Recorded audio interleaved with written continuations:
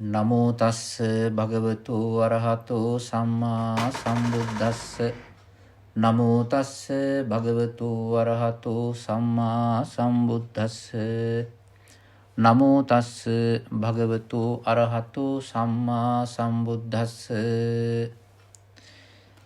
ඉදාවුසු භික්ඛු සීල සම්පන්නෝ සමාධි සම්පන්නෝ පඤ්ඤා සම්පන්නෝ සංඥා වේදිත නිරෝධං සමාපජ්ජේයාපි වුට්ඨේයාපි අත්තේතං ඨානං නොචේ දිත්තේව ධම්මේ අඤ්ඤං ආරාධීය අතික්කම්මේව කබලින්කාරා ආරබක්ඛානං දේවානං සහව්‍යතං අඤ්ඤතරං මනෝමයං කායං උපපන්නෝ සංඥා වේද ඉත නිරෝධං සමාපජ්ජේයපි උට්ඨේයපි අත්තේතං ඨානන්ති. සෑම දිනාටම තෙරුවන් සරණයි.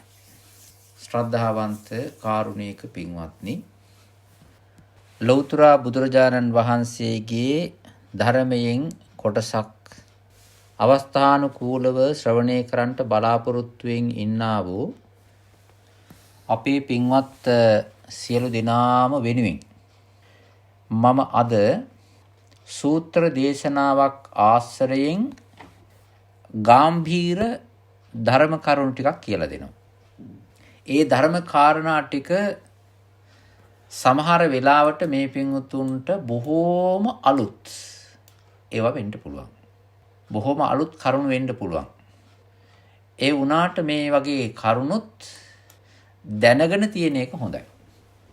මේ වගේ ගැඹීර ධර්ම කාරණා දැනගෙන ඉන්න එක හොඳයි. අපේ බුද්ධ ශාසනයේ තිබෙනා වූ ශක්තිය, බුදු සසුනේ වැඩ හිටපු ස්වාමින් වහන්සේලාගේ තිබෙන බලය තේරුම් ගන්නට. බුදුරජාණන් වහන්සේගේ ශ්‍රාවකයෝ 4 වර්ගයක් ඉන්නවා. මම මේක මතක් කරා. පැවිදි ශ්‍රාවකයෝ ඉන්න වර්ග 2ක්. ඒ තමයි භික්ෂූන් වහන්සේලා, භික්ෂුණීන් වහන්සේලා. ගිහි පින්වතුන් අතර ඉන්නවා වර්ග 2ක්. උපාසක පිරිස, උපාසිකාව. Ladies and gentlemen. They are devotees of the Buddha. In the Buddha Sasana, we represent as disciples of the Buddha as bhikkhu and bhikshunis, even though they are not available in the world today. ඔය විදිහට ශ්‍රාවක ශ්‍රාවිකාවෝ කොටස් 4ක් ඉන්නවා. මේ අපි වන්දනා කරනකොට බුදුරජාණන් වහන්සේගේ ශ්‍රාවක පිරිස වඳින්නේ මෙහෙමයි. සුපටිපන්නෝ ගාථාව කියලා. සුපටිපන්න, උජුපටිපන්න, ඥායපටිපන්න, සාමේචිපටිපන්න. ඔය ගාථාව කියලා අපි වඳිනවා. ඊළඟට ආහුනේය, පාහුනේය, දක්ඛිනේය, අංජලි කරණී, අනුත්තරම් පුඤ්ඤක්කෙත්තං ලෝකස්ස කියලා අපි ඒ ගුණ කියලා වඳිනවා. ඒ ස්වාමින් වහන්සේලා, ඒ කියන්නේ රහතන් වහන්සේ නමක් වුණත්, අනාගාමීන් වහන්සේ නමක් වුණත්, සෝවාන් සකදාගාමි ශ්‍රාවකයෙක් වුණත්, සීලවන්ත ගුණවන්ත පෘථග්ජන භික්ෂුන් වහන්සේ නමක් වුණත්, උන්වහන්සේලාගේ තිබෙන ගුණය, උන්වහන්සේගේ සීල ධර්මය, උන්වහන්සේලාගේ ඥාන ශක්තිය සියල්ලක්ම එළියට පෙනෙන්නේ නැහැ. අනිත් අයට දකින්න බෑ. Today I am talking to you in Sinhala language to the best of my ability in simplest way so that everyone can understand. Because this is very natural, local, colloquial Sinhala language. Even after this Dhamma talk, I believe that there won't be any need to just translate in English. ඉතින් මම බොහොම සරලව තමයි මේ කියලා දෙන්නේ, because I want to instill these Dhamma factors in your mind. Because as disciples, you should know and understand it. ඉතින් මේවා බෞද්ධ පිරිසක් හැටියට මේ ධර්ම කාරණා දැනගෙන තියෙන්න ඕනේ. ඉතින් අර පොඩි ඔය මේ සූත්‍ර නෙවෙයි, පොඩ්ඩක් ගැඹුරකටත් ගිහිලා මෙහෙම જાතිත් මේකේ ඇස්සේ තියෙනවායි කියලා දැනගන්න ඕනේ. ඒක නිසා තමයි මම අද මේ බොහෝම බරපතලයි. බොහොම ගැඹුරු සූත්‍ර දේශනාවක කොට්ටාසයක් ඉදිරිපත් කළේ. මේකේ තේරුම මේකයි. මම පාලි කොටසක් ප්‍රකාශ කළානේ. ඒ කියන්නේ as a topic මේකේ පාලි කොටසක් දේශනා කළා. මේ පාලි කොට්ටාසය මේ පාලි වාක්‍යය අවවාදයක්. ඒ කියන්නේ ධර්ම අවවාදයක්. කවුද මේක කරන්නේ? සාරිපුත්‍ර මහරහතන් වහන්සේ. සරියුත් ස්වාමීන් වහන්සේ එක කාලයක මේ සවැත් නුවර ජේතවනාරාමේ වැඩ ඉන්නවා. ඒ කාලේ බුදුරජාණන් වහන්සේ සවැත් නුවර ජේතවනාරාමේ වැඩ ඉන්නවා.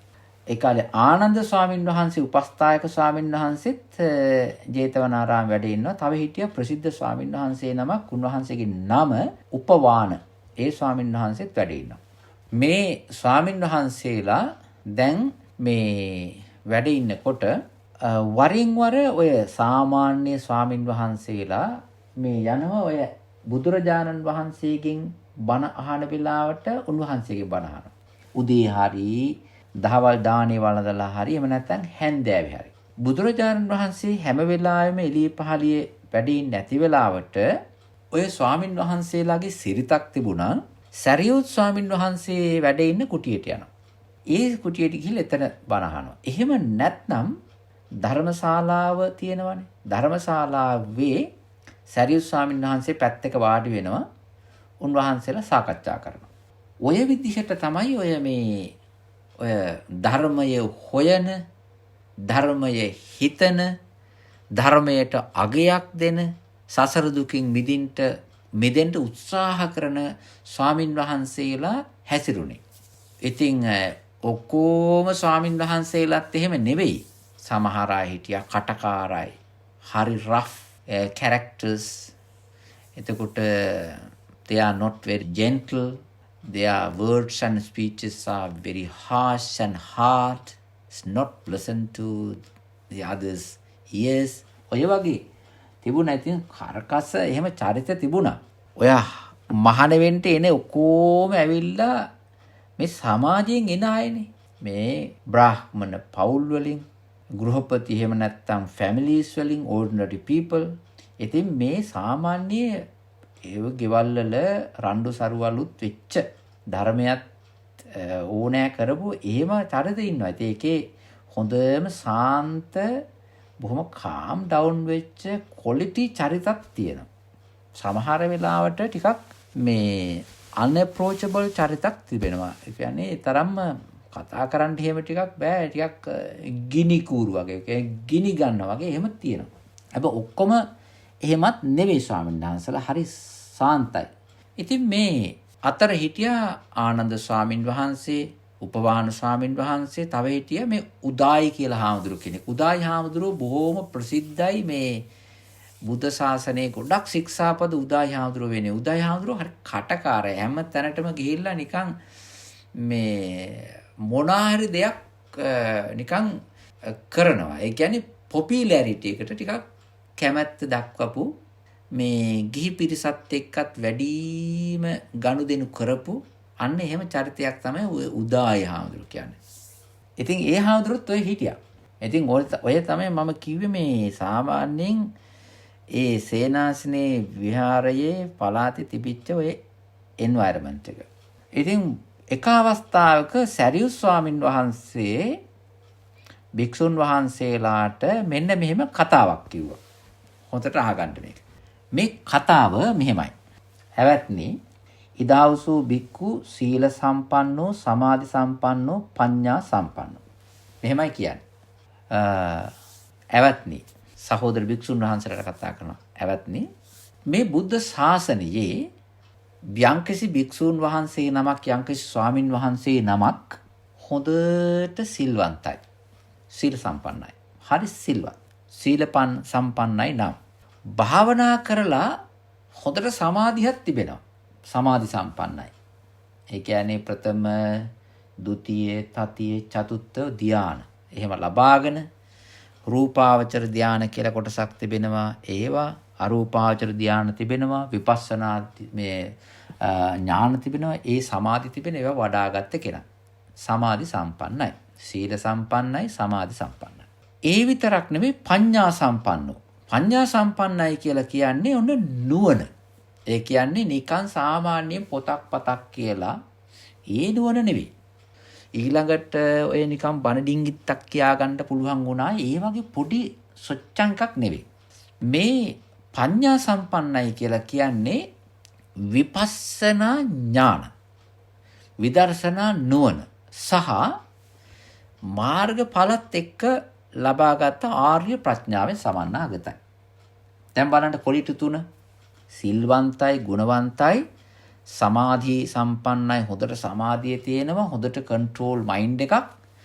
ඊළඟට ප්‍රඥාව සම්පන්නයි, හොඳට විපස්සනා ඥාන තිබෙනවා, අනිත්‍ය දුක්ඛ අනාත්ම බලන්න පුළුවන්, දකින්න පුළුවන් වගේම ලෝකෝත්තර නුවණක් තිබෙනවා. ඔන්න ඔය කියන්නා වූ ඒ ගුණ තිබෙන ස්වාමින් වහන්සේට පුළුවන්කමක් තිබෙනවා මේ සමාපත්තියකට සමවදින්න. ඒකට කියනවා සංඥා වේදිත නිරෝධ සමාපත්තිය කියලා. අපි මේ අහගෙන ඉන්න පින්වතුන් අහලා ඇති මීට කලින් නැත්තම් මේක අලුත් වෙන්න ඇති. ඒකට කියනවා සංඥා වේදිත නිරෝධ සමාපත්තිය. ඒකට සමවදිනවා. ඒ නිරෝධ සමාපත්තියෙන් ආයෙ එළියට එනවා. කොහේ හරි වාඩි වෙලා කුටියක හරි ශාලාවේ හරි වනයේ හරි ගහක් යට හරි කොතන හරි වාඩි වෙලා සංඥා වේදිත නිරෝධ සමාපත්තිය ඇතුළට යනවා. ආයෙකින් එළියට එනවා. සංඥා වේදිත නිරෝධ සමාපත්තිය සමාපජ්ජයේපි වොට්ටෙහියපි. ඔය වගේ කාරණයක් ඇත්තටම වෙන්න පුළුවන්. අත්තේතන් ඨානං. ඒක සිද්ධ වෙන්න පුළුවන්. ඒක වෙනවා. දැන් මේ කවුද මේ කතාව කියන්නේ? මේ කතාව කියන්නේ සරියුත් ස්වාමින් වහන්සේ තමන්ගේ ළඟ පාතිනේ ස්වාමි භික්ෂුන් වහන්සේලාට. මෙන්න මෙහෙම මහණෙනි ආවත්නි මෙන්න මේ සීල සම්පන්න, සමාධියෙන් යුක්ත, ඥාන සම්පන්න, ප්‍රඥා සම්පන්න ඒ භික්ෂුන් වහන්සේ සංඥා වේදිත නිරෝධ සමාපත්තිය කියන එකට ඇතුළට ගිහිල්ලා ආපහු වෙන ඔය වැඩේ කරනවා කියන එක කරන්න පුළුවන්. එතකොට එහෙම හැකියාවක් තියෙන ස්වාමින් වහන්සේ නෝචේ දිත්තේව ධම්මේ අඤ්ඤං ආරාදෙය්‍ය. යම්කිසි විදියකින් මේ ජීවිතයේම රහත්ුනේ නැත්තම් අඤ්ඤං ආරාදෙය්‍ය. නෝචේ අඤ්ඤං ආරාදෙය කියන්නේ රහත්ුනේ නැත්තම්. එතකොට පේනවනේ මෙතනම රහතන් වහන්සේ නමක්ම නෙවෙයි නියෝජනය කරන්නේ. කවුරු හරි ස්වාමීන් වහන්සේ නමක්. රහත්ුනේ නැත්තම් අතික්කම්මේව කබලින්කාර ආහාර භක්කානං දේවානං සහව්‍යතං. ඒ කියන්නේ එහෙනම් ඒ රහත්ුනේ නැති ඒ ස්වාමින් වහන්සේ මේ කියන්නේ ආහාර පාන වලින් ජීවත් වීමක් කරන්නේ නැති දෙවිවරු ඉන්නවා. ඒ කියන්නේ කබලින්කාර ආහාර කන බොන ආහාර අනුභව කරන්නේ නැති සත්ත්ව කොට්ටාස ඉන්නවා. දෙවි දේවතාවෝ. ආන්න ඒ දෙවියන්ගේ තැනකට යනවලු. යම්කිසි විදියකින් ඔය සංඥා වේදිත නිරෝධ සමාපත්තියට සමවදින්න පුළුවන් හැකියාව තියෙන ස්වාමීන් වහන්සේ මෙහෙදි රහත්ුනේ නැත්තම් අපවත් වුණාට පස්සේ උන්වහන්සේ අර දේව නිකායකට යනවලු. ඒ කියන්නේ මනෝමය කායක් තියෙන දේව නිකායකට. ඒ කියන්නේ දිව්‍ය ලෝකයකට. එහෙ ගිහිල්ලා එහෙ ඉපදිලා එහෙදී සංඥා වේදිත නිරෝධ සමාපත්තිය කියන එකට සමවදිනවා. ආයකින් නැගිටිනවා. ඒකත් වෙන්න පුළුවන්. දැන් බලන්න තැන් දෙකක් තිබෙනවා. එකක් තමයි සංඥා වේදිත නිරෝධ සමාපත්තිය කියන එකට සමවදින්න පුළුවන් ඒ ස්වාමින් වහන්සේට මේ මනුස්ස ලෝකයේ. මනුස්ස ලෝකේ සමවදින්න පුළුවන්. එහෙම නැත්නම් රහත්ුනේ නැත්තම් එතකොට අපවත් වෙලා ගිහිල්ලා ආය උපදින්නේ කොහෙද? මනෝමය කයක් ඇති මේ බඹලෝක උපදිනවා. එහි පුදුනාට පස්සේ දැන් මේ මනුස්ස ලෝකේ කරපු වැඩේ තියෙනවනේ සංඥා වේදිත නිරෝධ හැකියාව. එහෙදී ඒක කරනවා. ඔන්න ස්ථාන දෙකක්. දැන් හොඳට අහගන්න මේක. මේ අපේ අහගෙන ඉන්න පින්වතුන්ට අපේ මේ දහම් කාරණය දැන් අහගෙන ඉන්න පින්වුතුන්ට ප්‍රශ්නයක් තියෙනවා. ඒ තමයි මොකද්ද මේ සංඥා වේදිත නිරෝධ සමාපත්තිය කියන්නේ? කොහොමද ඔක ගන්නෙ? කාටද ලැබෙන්නේ? එතකොට தත්ත්වය කොහොමද කියලා හිතෙනවා. මෙහෙමයි තියෙන්නේ. අපි ඉස්සර වෙලා යම් මේක පොඩි අර්ථයක් තේරුම් ගන්න. සංඥා වේදිත නිරෝධ කියලා කියන්නේ අපේ හිතේ සංඥාව තියෙන සංඥාවක් නැති විදීමකුත් නැති ඒවන් නිරෝධ වෙච්ච යම්කිසි තැනක් තිබෙනවා. හිත වැඩ කරන්නේ නැති තැන. ආන්නේ හිත වැඩ කරන්නේ නැති තැන හිතක් නැති සංඥාවක් නැති වේදනාවකුත් නැති මහා සාන්ත සෞම්‍ය බොහෝම පිරිසුදු තැනක් තියෙනවා. අන්න ඒකට කියනවා නිරෝධ සමාපත්තිය කියලා. ඔය නිරෝධ සමාපත්තිය හම්බ වෙන්නේ අවස්ථා දෙකයි. එක අවස්ථාවක් තමයි අනාගාමින් වහන්සේ. ඒ කියන්නේ සෝවාන් සකදාගාමි අනාගාමි. අනාගාමි ස්වාමින් වහන්සේලාට ශ්‍රාවකයන්ට කාම රාගය නැහැ. කාම රාග කාමාසාවල් නැහැ. ද්වේෂය, පටිඝය, තරහ යෑම නැහැ. ආන්න ඒ ස්වාමින් වහන්සේලා භාවනා කළාම අනාගාමී ස්වාමින් වහන්සේලාට නිරෝධ සමාපත්තියට සමවදින්න පුළුවන්. ඔන්න එක්කෙනෙක්. දෙක, රහත් වූ රහතන් වහන්සේලාට නිරෝධ සමාපත්තියට සමවදින්න පුළුවන්. එතකොට දෙන්නෙක් තමයි පුළුවන්. මොකද්ද? අනාගාමී ශ්‍රාවකයෝ සහ රහතන් වහන්සේලා. හැබැයි මේ රහතන් වහන්සේලා උනාට අනාගාමීන් වහන්සේලා උනාට ඔක්කොටමත් බෑ ඔය නිරෝධ සමාපත්තියට සමවදින්න.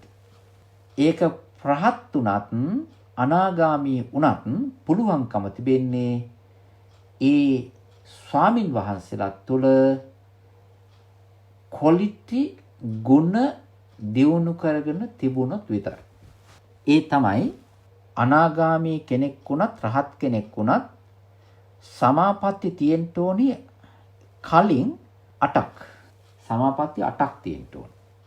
ඒක නිකාම යන්තම් සිහිනේ වගේ ඇවෙන්න බෑ. හොඳට නිකන් හොඳට ප්‍රැක්ටිස් කරලා හොඳට මනස ස්ටේබල් වෙලා හොඳට ස්ට්‍රෝංලි ෆර්ම්ලි එස්ටැබ්ලිෂ් වෙලා තියෙන්න ඕනේ හිතේ. එතකොට තමයි කෙනෙකුට ඔක් කරන්න පුළුවන්. ඒ තමයි තියෙන සමාපatti 8ක්. මොකද්ද? පළවෙනි එක ප්‍රථම ධානයේ හොඳට තියෙන්න ඕනේ. පුරුදු කරලා. දෙවෙනි ධානයේ හොඳට පුරුදු කරලා තියෙන්න ඕනේ. තුන්වෙනි ධානයේ හොඳට පුරුදු කරලා තියෙන්න ඕනේ. හතරවෙනි එකක් තියෙන්න ඕනේ. එතකොට පළවෙනි ප්‍රථම ධානයේ, ဒုတိ ය ධානයේ, තතිය ධානයේ, චතුර්ථ ධානයේ. ඔය ධාන හතරම හොඳට පුරුදු කරලා තියෙන්න ඕනේ. දැන් එතකොට සමාපatti 4 වර්ගයක් තියෙනවා. මේවට කියනවා රූපාවචර සමාපatti කියලා. ওই ටිකෙන් බෑ. ඔය සමහර අය ඉන්නවා ඔය පොඩි අන්තම් යාලාවට ප්‍රථම ධානය වගේ ගත්තා ඉන්නවා. ඔය ඕකෙන් කරන්න බෑ මේක. තව තියෙනවා ඒකට අතිරේකව අරූපාවචර සමාපatti ධාන කියලා જાතියක් තියෙනවා. ඒකට කියනවා මෙහෙම. ආකාසානං ඡායතන ධානය, විඥානං ඡායතන ධානය, ආකින්චඤ්ඤායතන ධානය සහ නේව සංඥා නා සංඥායතන ධානය කියලා ධාන 4ක් තියෙනවා. මේකට කියනවා අරූපාවචර ධාන 4 කියලා. දැන් 8යිනේ. රූපාවචර ධාන 4යි, අරූපාවචර ධාන 4යි. මේ ධාන 4 දාගත්තාන් පස්සේ 8ක් වෙනවා. මේ ස්වාමින් වහන්සේලා පුරුදු වෙන්න ඕනේ මේ ධාන 8න් එකෙන් දෙකට, දෙකෙන් තුනට, තුනෙන් හතරට, හතරෙන් පහට, පහෙන් හයට, හයෙන් හතට, හතෙන් අටට. ඊට පස්සේ 8න් 7ට, 7න් 6ට, 6න් 5ට, 5න් 4ට, 4න් 3ට, 3න් 2ට, 2කින් 1ට. ආයෙත් 1කින් 2ට, 2කින් ඔය විදිහට ඕන වෙලාවක පුරුදු කිරීමේ හැකියාව තියෙනවා. ආයෙත් තමයි තියෙනවා ජානික් ස්කිප්පින් කියලා එකක්. ඒ කියන්නේ ඒක පුරුදු කරන්න ඕනේ මෙහෙම. 1 3 5 7. ඊට පස්සේ ආයෙත් යනවා 2 4 6 8. වගේ ස්කිප් කරනවා. ඔහොම හොද්දටම හැම වෙලාවෙම නිකන් ධානය අහවල් එකේ කියලා හිතපු ගමම්ම හැන්ඩි රෙඩිමේඩ් තියෙන්න ඕන තමන්ගේ හිතට. ඔන්න ඔය වගේ හොද්දටම පුරුදු කරපු එක්කෙනෙකුට තමයි අර වැඩේ කරන්න පුළුවන්කම තියෙන. හැබැයි ඒ 8 වුණාට ඔය 8ත් නිරෝධ සමාපatti නෙවෙයි. ඔය 8ම නිරෝධ සමාපatti නෙවෙයි. ඕක සාමාන්‍ය මේ මුලින් තියෙන ප්‍රොටෝකෝල් එකක එහෙම නැත්නම් ප්‍රොසිජර් එක තිබෙන අපේ තියෙන මේ පුරුදු කිරීම අතර පළවෙනි ස්ටේජ් 8ක්. ඔය 8ම නෑ නිරෝධ සමාපත්තිය කියන එක. හැබැයි මේ 8 නැතුව කෙනෙකුට නිරෝධ සමාපත්තිය තියාගන්න බෑ. එතකොට මේකට කියනවා අට සමාපatti කියලා. මේ 8ට. අට සමාපatti සමාධි භාවනා. සමාධි පුහුණු කිරීම. දැන් නිරෝධ සමාපත්තියට සමවදින්ට විදර්ශනා භාවනාවෙන් ගත්ත නිවන් දැකපු කෙනෙක් වෙන්න ඕන. නිවන් දැකපු හිතක් වෙන්න ඕන. දැන් අනාගාමීන් වහන්සේ නිවන් දැකලානේ තියෙන්නේ. භාගයක් 4න් 3ක් නිවන් දැකලා. ඊළඟට රහතන් වහන්සේ සම්පූර්ණයෙන් නිවන් දැකලා. ওই දෙන්නට විතරයි ක්වොලිටි තියෙන්නේ. මම මේ කතාව කියන්නේ ඇත්තටම අපේ මේ බුද්ධ ශාසනයේ අපි වදිනවනේ සුපටිපන්නෝ භගවතු ශාවක සංඝෝ, උජුපටිපන්නෝ භගවතු ශාවක සංඝෝ කියලා සංඝ ගුණ අපි දැනගෙන තිබෙන්න ඕනේ. අතීතයේ, අනාගතයේ, වර්තමානයේ කියන කාල තුනේම බුද්ධ ශාසනයේ යම්කිසි කෙනෙක් අවංකව බැසගෙන වැඩ කරනවා නම් මෙන්න මේ මානසික ගුණ පුහුණු කරන ධර්මයක් තමයි මේ ස්වාමින් වහන්සේලාට තියෙන්නේ. අතීතයේ රහතන් වහන්සේලා ගොඩාක් වැඩ හිටියා මේ නිරෝධ සමාපත්තිය පුළුවන්කම තියෙන. අනිත් එක තමයි ඒ ස්වාමින් වහන්සේලා සමවැදුණා. නිරෝධ සමාපත්තිය හරි ආනුභාව සම්පන්නයි. ඒ වගේම තමයි මේ අපි වදිනකොට අපිට හිතට හැඟෙන්න ඕනේ අපි මේ වගේ නිරෝධ සමාපatti ගුණ තියෙන මහා සංඝරත්නයකට තමයි වදින්නේ. නිරෝධ සමාපatti ගුණ ඇති කරගන්න පුළුවන් බණක් ධර්මයක් තියෙන ධර්මයටයි වදින්නේ. මේ ධර්මයේ නිරෝධ සමාපත්තියට සමවදින්ට වැඩසටහනක් තියෙනවා. ඒ වගේ ධර්මයක් තමයි මේ ස්වාමින් වහන්සේලා අනුගමනය කරන්න කියලා ධර්මයේ කෙරෙහි හිත පහදවා ගන්න පුළුවන්. සංඝ රත්නයේ කෙරෙහි හිත පහදවා ගන්න පුළුවන්. මේ වගේ පිරිසිදු නිරෝධ සමාපatti ගමනක් දේශනා කළේ අවබෝධ කරේ කවුද? බුදුරජාණන් වහන්සේ. ඒක නිසා බුදුරජාණන් වහන්සේ කෙරෙහි මහා දයාවක්, ඒ වගේම ගෞරවයක්, නමස්කාරයක් අපිට කරන්න පුළුවන්. මේ ධර්ම කොටස් අපි හොඳට ඥානවන්තව හිතින් සලකලා බැලුවා. ඔය බුද්ධ ධම්ම සංඝ යන ත්‍රිවිධ රත්නයේට වැඳගන්න, පුදාගන්න උදේ හරි, දවල් හරි, හැන්දෑව හරි උපකාර වෙනවා. මේ ධර්මයේ කොටස ටිකක් හරි යන්තම් හරි දැනගෙන හිතේ ගාවාගෙන, හිතේ තවරාගෙන ඉඳීම. ගැඹුරකටම නැති වුණා. ඒකී උපකාරයට තමයි මම මේක කියලා දෙන්නේ. දැන් මේ දේශනාවේ අවසානයේදී කිසි කෙනෙක් කලබල වෙන්න ඕනන්නේ නැහැ. මේ දැන් මේක මං කොහොමද මේක ගන්නෙ කියලා. You don't need worry about it and let it be there with venerable monks. If you will have a chance, an opportunity to become a monk or a nun, and also depending on your firm positive energy, fully dedicated to the Buddha Sasana, you will be able to just get these things. Until then, you have to be patient. ඉතින් ඒක නිසා කලබල වෙන්න හොඳ නැහැ. මේක බුදු ගුණ, දහම් ගුණ, සංඝ ගුණ මෙනෙහි කරගෙන নমස්කාර කිරීමට හිත තුරුවන් කෙරෙහි සද්ධා පිහිටුවා ගන්න කියලා දෙන බණක් මේක. ඉතින් බලන්න මේ අපේ ගෞරවනීය, පූජනීය, වන්දනීය සාරිපුත්‍ර මහරහතන් වහන්සේ තමන්ගේ ඒ ඉන්න ස්වාමින් වහන්සේලාට කියලා දෙන ලස්සන කතාව. ඇත්තට මේක මේ ආරාමයක මේ බෞද්ධ විහාරයක බුදුරජාණන් වහන්සේ ඉන්න තැනක සිද්ධ වෙච්ච මහා බරපතල කතාවක් මේක. හැබැයි මම අද මේ කොරෝනා වෛරසයේ හින්දා ඩවුන් වෙලා නිකම්ම ඩවුන් ලොක් ඩවුන් වෙලා ඉන්න පිරිසකට ඔන්ලයින් අපි කවුරුත් පේන්නේ නැතුව මේ කියලා දෙනවා. එහෙම සිද්ධියක් මේ ගිහි පින්වතුන්ටයි කියලා දෙන්නේ. හැබැයි ගිහි පින්වතුන්ට කියලා දෙන්නේ හෙට උදේ පාන්දර මේ නිරෝධ සමාපත්තියට සමාදින්ට යන්න නෙවෙයි. ඒ විහාරවල සේනාසනවල වැඩ හිටපු ස්වාමින් වහන්සේලා අනේ මෙහෙම ශක්තියක් තිබුණා දෙන්නද කියලා හිතින් සද්ධා උපදවා ගන්න. දැන් මං කියාගෙන ආවේ කොතනද? ඒ තමයි දැන් අට සමාපatti 8ක් තියෙන්න ඕනේ. මොකද්ද? ප්‍රථම ධානයේ, ဒုတိ ය ධානයේ, තතිය ධානයේ, චතුර්ථ ධානයේ රූපාවචර 4යි. අරූපාවචර වශයෙන් ආකාසානං ඡායතන ධාන සමාපත්තිය, විඥානං ඡායතන ධාන සමාපත්තිය, ආකින්චඤ්ඤායතන ධාන සමාපත්තිය සහ නේව සංඥා නාසඤ්ඤායතන ධාන සමාපත්තිය මෙන්න මේ 8යි. මේවා ඇවිල්ලා ෆෝම්ලස්. මේවා ඇවිල්ලා අරූපාවචරයි. එතකොට නිරෝධ සමාපත්තියට සමවදින්ට යන්ට විපස්සනා භාවනාව වඩලා විපස්සනා භාවනාව ටියුන් කරලා ඊට පස්සේ ඒක හොද්දටම ස්ටේබල් ඩෙවලොප්මන්ට් එකට ආවට පස්සේ නිර්වාණ ධාතුව අවබෝධ කරගන්න තියෙනවා. හැබැයි ඔක්කොටම නිවන් දැකපුවාට දැකිවනේ.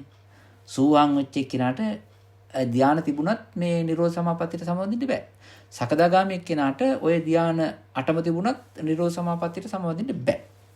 එතකොට දෙන්නයි ඉන්නේ. ඒ තමයි අනාගාමී ස්වාමින් වහන්සේලා, ශ්‍රාවකයෝ සහ රහතන් වහන්සේලා.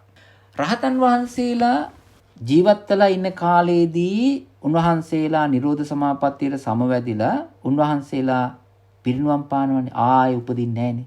උන්වහන්සේලා ජීවිත කාලයේදී අර නිරෝධ සමාපත්තියට සමවැදිලා මේ පුරුදු කරපු ඒ නිර්වාණ ධාතුවට මේ උන්වහන්සේලා පිවිසෙනවා පිරිනුවම් පෑවට පස්සේ. ඉතින් යන්න කලින් අත්විඳිනවා නිවන. ඇත්තටම නිරෝධ සමාපත්තිය කියලා කියන්නේ නිවන විඳින තැනක්. නිවන විඳින තැනක්. නිවන අත්විඳින නිවන් වලට බැහැගෙන ඉන්න තැනක්. උපමාවක් කියන්න. මිනිස්සෙක් පොකුණකට යනවා. පොකුණකට ගිහිල්ලා ඒ පොකුණේ වතුර තියෙනවනේ. ওই වතුරේ අස්සට යනවා. මිනිස්සයා උඩ නැහැ. තමන් වතුරේ අස්සට ගිහිල්ලා ටික වේලාවක් ඔය වතුරේ අස්සේ හුස්ම රදවාගෙන ඉන්න පුළුවන් කාලයක් තියෙනනේ ඒකේ ඉන්නවා. ඉඳලා ආයෙ උඩට එනවා. දැන් වතුර යටට ගියාම අර වතුර උඩ ලෙවල් එකේ හේම තියෙනවා. මිනිස්සයා පේන්නේ නැහැ. ඒ මිනිස්සයා උඩට ආපු ගමන් අර වතුර මැද එයාගේ ශරීරය නිකන් උසට පේනවා. එහෙම එකක් තියෙනවනේ. වතුර යටට ගියාන් පස්සේ වතුර ලෙවල් වෙනවා. ආයෙ නිකන් හොඳ උඩ සර්ෆස් එක quite nicely level it. ඉතින් ඔය උපමාවක් ඔය වගේ තමයි මේ යම්කිසි කෙනෙකුගේ හිත නිර්වාණය අරමුණු කරාම නිවන් දැක්කම ඒ නිවන් දැකපු ඒ හිත ක්‍රියාත්මක වෙන්නේ නැහැ. ක්‍රියාත්මක වෙන්නේ හිත නැහැ එතන. ඉතින් ඔය නිරෝධ සමාපත්තිය පිළිබඳව පොඩි මේ කතනයක් කරන්න ඕනේ. කියලා දෙන්න ඕනේ. ඒකට බැහැ ගන්න බැරි වුණත් එහෙම ශක්තියක් තියෙනවා කියලා දැනගැනීම හොඳයිනේ. මෙහෙමයි ඔය කරන්න. දැන් අපි මේ ජීවත් වෙන එක්කෙනාට අපිට තියෙනවනේ හිතක්. මේ හිත මේ මනුස්ස ලෝකයේ ඉස්සර වෙලාම පටන් ගන්න තැන තමයි මව් කුසේ බිහි වෙන තැන. ප්‍රතිසන්දි විඥානය. ඒ ප්‍රතිසන්දි විඥානය මේ ලෝකයේ අලුත්ම කියලා නිකන් මේ එකක් පහළ වෙච්ච එකක් නෙවෙයි. ඔය ප්‍රතිසන්දි විඥානය කියන එක ඇවිල්ලා මව් කුසට අලුත් බව හැබෑවයි. මනුස්ස ලෝකයට අලුත්, ඒ අලුත් අම්මගේ බඩට අලුත්, ඒ විඥානයේ අයිතිකාරයාට අලුත්. එතන. හැබැයි මේ විශ්වයට මේ ප්‍රතිසන්දි විඥානي නිකන් කොහේවත්ම නැති වෙලා එකපාරම පහළ වෙන එකක් නෙවෙයි. මේ ප්‍රතිසන්දි විඥානය කියලා කියන්නේ කොහේ හරි තැනක කැරකි ඉඳලා දිව්‍ය ලෝකෙ පැත්තේ හරි, බ්‍රහ්ම ලෝකෙ පැත්තේ හරි, තිරිසන් ලෝකේ හරි, මනුස්ස ලෝකේ හරි කොහේ හරි කැරකි තිබිච්ච හිතක් තමයි මේ ඇවිල්ලා තිබෙන්නේ. ඒක නිසා මේ සංසාරේ ට්‍රැවල් කරන්නා වූ හිතක් තමයි මේ වෙලාවේදී මේ මව් කුසට බැස්සේ. ඒක නිසා මේක ඇවිල්ලා විශ්වයට සංසාරයට අලුත්ම හිතක් නෙවෙයි. මේක පරණ පහේ හිතක් ඇවිල්ලා ලෑන්ඩ් කරපු තැන අලුත්. එච්චරයි. එතකොට උපදින වෙලාවටත් අපිට හිතක් තියෙනවානේ. හිතෙන්නේ උපදින්නේ. කය හැදින්නේ පස්සේනේ. ඊට පස්සෙත් ප්‍රතිසන්දි විඥාණයෙන් පස්සෙත් ඔය මව් කුසේ ඉන්නකොට ඔය හිත තියෙනවා. දැනෙන්නේ තේරෙන්නේ නැති වුණාට බොහෝම සියුම් විදිහට ඒ කියන්නේ රූට් මයින්ඩ් එක තියෙනවා. ඒකට කියන භවාංග චිත්තය කියලා. බොහොම රූට් එකක් ඒකේ තියෙනවා. අපි හැම එක්කෙනාටම හිතක් තියෙනවා. දැන් අපි හිතමු නිදා ගන්නවයි කියලා. නිදාගෙන ඉන්නකොටත් හිත ඇතුළට ගිහිල්ලා ඒකේ රූට් එක තියෙනවා. ඒ කියන්නේ නිදාගත්තන් පස්සේ හිත නැති වෙන්නේ නැහැ. ඒක ඇස්සට ගිහිල්ලා හීන පේන්නේ නැත්තම් ඒ ඇතුලේ කිතා බහැලා හිත නිකන් ගුලි වෙලා වගේ බොහොම නියුට්‍රල් වෙලා භවංග ස්වභාවයේ තිබෙනවා ඒක. ඉතින් මේ භවංග ස්වභාවයේ තිබෙන්නා වූ හිත තමයි පහෝදාට නැගිටින්නේ. නැත්තම් ඒකත් ඒතනින් නැතුනොත් හිත නැහැනේ නැගිටින්න හිතක් නැහැනේ. ඒක නිසා නයිට් එකේදී රාත්‍රියේදී ඇඳට ගිහිල්ලා අපි ඒ කියන්නේ අර ඩෝමෙන් කරන්නා වූ හිත ඒක ඩෝමන් ලෙවල් එකේ ඉඳලා ඒක කන්ටිනියුේෂන් එකක් වෙනවා until the following day morning. Otherwise you can't wake up. උදේට නැගිටින්න හිතක් තියෙන්න ඕනේ. ඊයේ රෑ නවත්තපු ඊයේ රෑ ඇතුළට දාපු හිත තමයි පහුදාට නැගිටින්නේ. එතකොටත් හිතක් තියෙනවානේ. උපදින කොටත් හිතක් තියෙනවා, වැඩ කරන කොටත් හිතක් තියෙනවා. මේ නිදාගත්තන් පස්සෙත් හිත රූට් එක තිබෙනවා භවංග. අපි මේ මැරෙන තාක්කල් හිත තියෙනවා. දැන් ප්‍රශ්නයක් එනවා. ඒ තමයි අපිට සිහිය නැති වෙනවනේ. එතකොට හිත කොහෙද තියෙන්නේ කියලා. සිහිය නැති වෙනවා කියලා කියන්නේ අර නිින්ද ගියා වගේ වැඩක්. එතනත් ඇතුළට ගිහිල්ලා හිත තියෙනවා. නැත්තම් සිහිය ගන්නකොට ඒ මනුස්සයා කොහෙද ගන්නෙ? ඒක නිසා ඒ රූට් එක බහිනවා යටට. අර නිින්ද ගියා වගේ එක තියෙනවා. ඔය විදිහට මේ මුළු ජීවිතේම හිත නැතුව තියෙන දියේ ගිලිච්ච මනුස්සයාගේ හිත තිබෙනවා ඇතුලේ. ඒකනේ පස්සේ සිහිය ගන්නෙ ගහලා. මුළු ජීවිතේම අපේ හිත සිහිය තියෙනවා. මේ කියන්නේ හිත තියෙනවා. ඒක වරින් වර ඇක්ටිව් නැති වෙන්න පුළුවන්. නිදා ගන්නකොට ඇක්ටිව් නැහැ. ඉන්ඇක්ටිව් ස්ටේට් එක තියෙනවා. ඒත් භවංග. සිහිය නැති වුණාම නැහැ. ඒක ඉන්ඇක්ටිව්. ඊළඟට වතුරේ ගිලුණාන් පස්සේ වතුර පිරුණාන් පස්සේ සිහිය නැති වෙනවා. එතකොටත් ඉන්ඇක්ටිව් තියෙනවා. ඒ වුණත් ඉතින් භවංග ස්ටේට් එක ඒක තියෙනවා. ඔය දෙක මේක කන්ටිනියුේෂන් එක තියෙනවා until the last death moment. ඔය විදිහට හිත තියෙනවා. ඊට පස්සේ මේ හිත තමයි ඊළඟට මෙතනින් මැරිලා ගිහිල්ලා තව තැනකට ජම්ප් ඕවර් වෙන්නේ. කියන්නේ වෙන තැනකට පිළිසිඳ ගන්නවා. ඊට පස්සේ මෙහෙන් ගිහිල්ලා තිරිසන් ලෝකයට හරි දිව්‍ය ලෝකයට හරි මනුස්ස ලෝකයට හරි එතකොට අලුත් ආය ප්‍රතිසන්දි විඥානය. ඔහොම බලාගෙන යනකොට හැම තැනම බල්ලාටත් තිබෙනවා හිතක්, බලලටත් තිබෙනවා, හරකටත්, අස්වැයටත්, අලියටත්, කුරුල්ලටත්, මයිනා හැම එක්කෙනාටම කිඹුලා, කොටියා, සිංහයා හැම එක්කෙනාට. හැම එක්කෙනාගේම හිත ක්‍රියාත්මක වෙනවා. මොකක් එයාගේ පරිසරයට, එයාගේ ලිවින් එන්වයරන්මන්ට් එකට අනුව මේ හිත ක්‍රියාත්මක වෙනවා. මෙහෙම ක්‍රියාත්මක වෙන්නා වූ හිත කවදාකවත් සංසාරේ ක්‍රියාත්මක නොවින තැනක් නැහැ. රහතන් වහන්සේලාටත් හිත තියෙනවා. ඒකනේ පිණ්ඩපාත යන්නේ. එතකොට අනාගාමින් වහන්සේලාටත් හිත තියෙනවා. ඒක පිණ්ඩපාත යනවා, බණ දේශනා කරනවා, අහනවා, කියනවා, හිතනවා. සෝවාන් සකදාගාමි වුණා ස්වාමීන් වහන්සේලාටත් තිබෙනවා. හැබැයි හිත නැති එක තැනක් තියෙනවා. ඒ තමයි මේ කතාව අපේ මේ පින්වතුන් මේට ඉස්සෙල්ලා අහලා ඇති. නමුත් මේක රිමයින්ඩර් එකක්. එහෙමනම් අහලා නැත්තම් it's a very foreign and very new dumb factors to you. ඉතින් මේ සංසාරේ ඉන්නකොට එක තැනක් තියෙනවා. ඒකට කියනවා අසඤ්ඤ තලය කියලා. අසඤ්ඤ තලය. අසඤ්ඤ සත්ත්ව කියලා කියනවා. අසඤ්ඤ තලය කියන එකේ ඇත්තටම එතන හිත නැහැ. හිත නැතුව ඒ කියන්නේ දැන් අපි හිතමු මෙහෙම මනුස්ස ලෝකේ කෙනෙක් අසඤ්ඤ තලයට යන්න භාවනා කරනවා කියලා. එහෙම භාවනා කරනකොට භාවනා කළා දැන් ධානය එහෙම ලබාගෙන ඉන්නවා. එයාට හැබැයි හිත කැමති නැහැ. හිතට කැමති නැහැ. මෙයා භාවනා කළා දැන් ධානයට ලබාගෙන මෙයා මැරෙනවා. මැරෙන වෙලාවේදී යාගේ හිත එතනින් ප්‍රතිචුතියෙන් ඔන්න හිත නැවතුණා. හැබැයි සාමාන්‍ය ස්වභාවය තමයි චුතියක් වෙච්ච ගමන් අනිත් තැනට ප්‍රතිසන්දියක් වෙන්න යන එක. එතකොට හිත එතෙන්ට ගිහිලා ලෑන්ඩ් වෙන්න එපාය. හැබැයි මේ අසඤ්ඤ සත්ත්ව කේස් එකේදී වෙන්නේ මෙතන චුතියෙන් නැවතිච්ච හිත අතෙන්ට යන්නේ නැතුව මෙතනින්ම නැවතිලා මේ අරයාගේ ඇඟක් විතරක් හැදෙනවා හිතක් හැදෙන්නේ නැහැ. ඇඟ විතරක් තියෙනවා. ඉතින් ඒක තමයි එයාගේ ආත්මය කියලා කියන්න පුළුවන් ඇඟ විතරයි. ඒකට රිදෙන්නෙත් නැහැ, ඇහෙන්නෙත් නැහැ, බඩගින්නකුත් නැහැ. ඒ වගේම දහඩිය දාන්නෙත් නැහැ. ඒවා දැනෙන්නෙත් නැහැ. හේතුව සුදු කළු රතු මොකක්වත් දැනෙන්නේ පෙරෙන්නේ නැත්තේ එයාට හිතක් නැහැ. වේදනාවක් නැහැ. සංඥාවක් නැහැ. හැඟීමක් මොකක්වත් නැහැ. නිකන් ඔය ගල්ගෙඩිය වගේ තියෙන එකක් විතරයි. ආලෝකයක් එළියක් වගේ තියෙන එකක් විතරයි. හිත නැහැ. කල්ප 500ක්. කල්ප 500ක් ඔය විදිහට හිත නැතුව බොඩි එකක් විතරක් තිබෙනවා. ඒ අයිතිකාරයවත් දන්නේ නැහැ මම මේ ඉපදිලාද කියලා.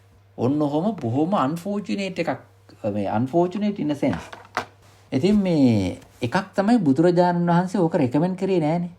The Buddha never recommended this place for disciples to practice parami or for any reason. You cannot do any practice there. Why? Because there isn't any consciousness, mind, heart, feeling, perception, and blue, black, red, or color perceiving aspect is not available there at all. ඕක නිසා බුදුරජාණන් වහන්සේ ඔය තැන ඔය අසඤ්ඤ තත්වය සත්ත්‍ය කියන place එක කිසිම විදිහකින් වැලියු කරේ නැහැ, රෙකමෙන්ඩ් කරේ නැහැ, අගය කරේ නැහැ.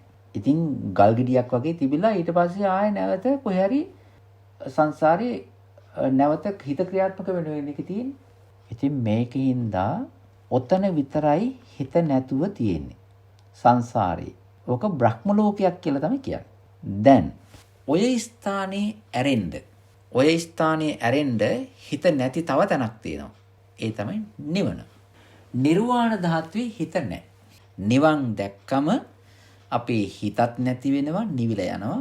සංඥාවක් නැති වෙනවා, නිවිලා යනවා. වේදනාව දැනෙන්නේ නැහැ, නිවිලා යනවා. ඔක්කොම ටික මේ all functioning mental states, all active mental states will thoroughly cease there, completely cease there.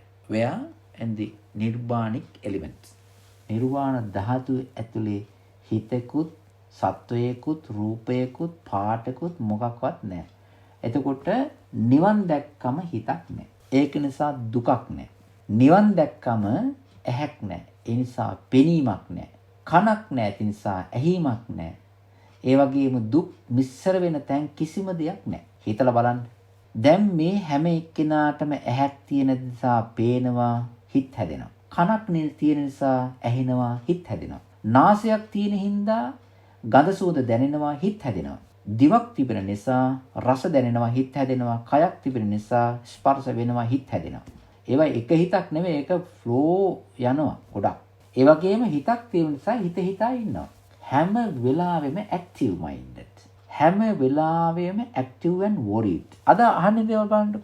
Corona කියපු ගමන්ම හරි භයානකයි. කොරෝනා, AIDS, HIV, ඊට පස්සේ some other kind of very serious diseases and things. ඕවා අහනකොට අනිත් එක තමයි natural disasters and things. ඔය වගේ දේවල් අහනකොට අපිට හරි බයක්. අපිට තැති ගැනීමක්. ඔය හිතක් තියෙන හින්දානේ. දැන් අපි හිතමු ඔක්කොටම අපිට හිත නැහැ කියලා. දැන් අපි ඔක්කොටම බණ අහගෙන ඉන්න අය කිසි කෙනෙකුට හිතකුත් නැහැ, වේදනාවකුත් නැහැ, සංඥා මොකක්වත් නැහැ. We don't perceive anything, we don't feel anything. Then do you think that there anything to just worry about? No need to worry about, because there is nothing in our mind. So this body may be hurt or burn or destroyed, it doesn't matter. Why do we worry about it? හිතක් තියෙන හින්දා තමයි දුක් ඇති වෙන්නේ. හිත අවදි වුණාන් පස්සේ තමයි දුක් ෆීල් වෙන්නේ. ඒක නිසා නිර්වාණ ධාතුවේ ඇතුලේ කිසිම හිතක් නැහැ. ඔන්න එතකොට තැන් දෙකයි. එකක් තමයි අසඤ්ඤ තලයේ කියන ස්ථානයේ හිත ක්‍රියාත්මක වෙන්නේ only period, certain period. කියන්නේ කල්ප 500යි. ඒ period එකේ හිත is not active, it is not there in action. ඒ එකක්. අනිත් එක නිර්වාණ ධාතුවේ. ඒ නිර්වාණ ධාතුවට යන්න කාට හරි හිත නැතුව හිත ක්‍රියාත්මක වෙන්නේ නැතුව යන්තම්වත් සිහිය නැති වුණා වගේ ක්‍රියාත්මක වෙන්නේ නැතුව සම්පූර්ණ සීස් කරන්න ඕන නම් එකම තැනයි තියෙන්නේ. ඒ තමයි නිරෝධ සමාපත්තිය. නිරෝධ සමාපත්තියට සමවදින්නේ ওই ස්වාමින් වහන්සේලා හිත සීස් කරලා දාන්න. ඒ කියන්නේ හිත put into inactive state. කියන්නේ ඒ වෙලාවේ හිත මොකක්වත් නැහැ. හැබැයි මෙතනදී මෙන්න මෙහෙම එකක් තියෙනවා. බලන්න මේ වාක්‍ය සංඥා වේදිත නිරෝධ සමාපත්තිය කියලා කියන්නේ. මේක හිත නැහැ කියලා කියන්නේ නැහැ. සංඥාව නැහැ, වේදනාව නැහැ. සංඥා වේදිත අවේදිත. සංඥාවක් නැහැ, වේදිත ගතිය එන වේදනාවක් නැහැ. ඒක නිරුද්ධ වෙලයි. හිත නිරුද්ධ වුණා කියලා කියන්නේ නැහැනේ. හේතුව මේකේ හිත නැහැ. හිත නැත්තේ සංඥාව නැත්තම් හිත නැහැ. වේදනාව නැත්තම් හිත නැහැ. සංඥාවයි වේදනාවයි දෙකම ඇති වෙන්නේ හිතත් එක්කමයි. හිත නැත්තම් මේ දෙන්න නැහැ. හිත නැත්තම් සංඥාවක් නැහැ. හිත නැත්තම් වේදනාවක් නැහැ. ඒක නිසා මේ සංඥාවයි වේදනාවයි හිතයි ඔක්කොම තුරන් වෙච්ච සාන්ත අතිසාන්ත අති ප්‍රණීත බොහෝම හොඳ ස්ටේට් එකක් තමයි නිරෝධ සමාපත්තිය කියලා කියන්නේ. ඔය එතෙන්ට ගියාන් පස්සේ පුදුම සැනසීලක් මේ ඇත්තට ඉන්නකොට දැනෙන්නේ නැහැ. ඒක ඇතුලේ හේතුව දැන් මෙහෙම හිතන්න හොඳ නැහැ. නිරෝධ සමාපත්තියට සමවැදිච්ච එක්කෙනා හරි සැපයක් අස්සේ විඳිනවා ඇති කියලා එහෙම හිතන්න බෑ. හේතුව එහෙම සාන්ත වූ ගතියක් ඇතුලේ ඉඳගෙන විඳින්නේ නැහැ. හේතුව විඳින වේදනාව නැති නිසා. අනිත් එක සංඥාව කියන එක නැති නිසා. හිත නැති නිසා. හිත ඔක්කොම සීස් කරායින් පස්සේ quite neutral. All the mind and mental states are not in function. හරි සාන්තයි. ඕක කෙනෙකුට හිත තියෙන එක්කෙනෙකුට හරි අමාරුයි ඕක කියන්න. හිත තියෙන එක්කෙනෙකුට හරි අමාරුයි to convince this, to make this understand. Why? Because we have been using our mind to experience the worldly matters and matters related to our mind.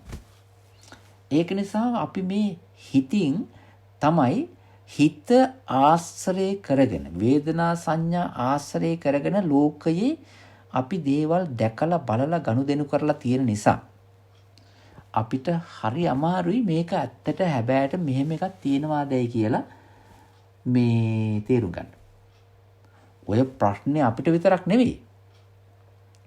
ස්වාමින් වහන්සේලාටත් තිබුණා. බුදුරජාණන් වහන්සේ කාලේ ස්වාමින් වහන්සේලාටත් තිබුණා. එක ස්වාමින් වහන්සේ නමක් ওই සරියුත් ස්වාමීන් වහන්සේගෙන් ඇවිල්ලා අහනවා මෙහෙම කතාවක්. ඇත්තට සාරිපුත්‍ර ස්වාමින් වහන්සේ හිතකුත් නැත්තම් ඔය නිරෝධ සමාපත්තිය ඇතුලේ විඳින්න දෙයක්වත් නැත්තම් හැඟින්නෙක් නැත්තම් මොකක්වත් සුදු පාට කළු පාටක් දැනෙන්නේ නැත්තම් ඇත්තටම ඕකේ ඇස්සේ තියෙන සැපේ මොකද්ද කියලා අහනවනේ එක හාමුදුරු කෙනෙක්. එතකොට සරියුත් ස්වාමීන් වහන්සේ උත්තර දෙනවා "ඇවැත්නි හිතක් නැති එකමයි සාන්ත. වේදනාවක් දැනෙන්නේ නැති එකමයි සාන්ත. සංඥාවක් දැනෙන්නේ නැති එකමයි සාන්ත. අපිට හිතක් තියෙන එකම තමයි වොරි. අපිට වේදනාවක් දැනෙන එකම තමයි කරච්චලේ. අපිට සංඥාවක් තියෙන එකමයි කරච්චලේ. මේ ටික නැත්තම් හරි සාන්තයි. ඒක නිසා මේවා නැති එකමයි සාන්ත කියලා ඒ ස්වාමීන් වහන්සේ උත්තර දෙනවා. දැන් ඔන්න මම මේ කිව්වේ සංඥා වේදිත නිරෝධ සමාපත්තියට නිරෝධ සමාපත්තිය ගැන. හැබැයි මේ සමහර ස්වාමීන් වහන්සේලාට හරි කැමැත්තක් තියෙනවා හිත නවත්තලා සංඥා වේදිතයට දාගෙන ටිකක් ඉන්න. ඒකට යන්න බෑ. එහෙනම් තියෙන්න ඕන අර පළවෙනි ධ්‍යාන 8 හසුරුවලා ඒ හරහා ගිහිල්ලා අවසානයකින් එහා පැත්තට දාගන්න එකට කියනවා නිරෝධ සමාපත්තිය කියලා. එතකොට පළවෙනි ධ්‍යාන 8යි සමාපatti 8යි මේ නිරෝධ සමාපත්තිය කියලා ගත්තාන් පස්සේ 9ක් වෙනවා. එතකොට නිරෝධ සමාපත්තිය කියන එක වැඩ කරන්නේ on the top of the previous 8. එතකොට if you do not have the previous and the preliminary 8 types of jhanas and absorption samapattis, you can't get into the nirodha samapatti. ඕක තමයි මේ රහස. ඒක නිසා කවදාකවත්ම මේ අට නැත්තම් නිරෝධයට යන්න නිරෝධ සමාපත්තියට යන්න බෑ. ඔය නිරෝධ සමය කියන්නේ අට සමාපatti තියෙන ස්වාමීන් වහන්සේලා හරිය කැමති එතෙන්ට ගිහිල්ලා ඉන්න. ඔය වරින් වර දානේ වළඳලා සරියුත් ස්වාමීන් වහන්සේ, මහා කාශ්‍යප මහ රහතන් වහන්සේ, එතකොට මුගලන් ස්වාමීන් වහන්සේ ඔය ස්වාමීන් වහන්සේලා නිරෝධ සමාපත්තියට සමවැදුණා. බුදුරජාණන් වහන්සේත් වරින් වර නිරෝධ සමාපත්තියට සමවැදෙනවා.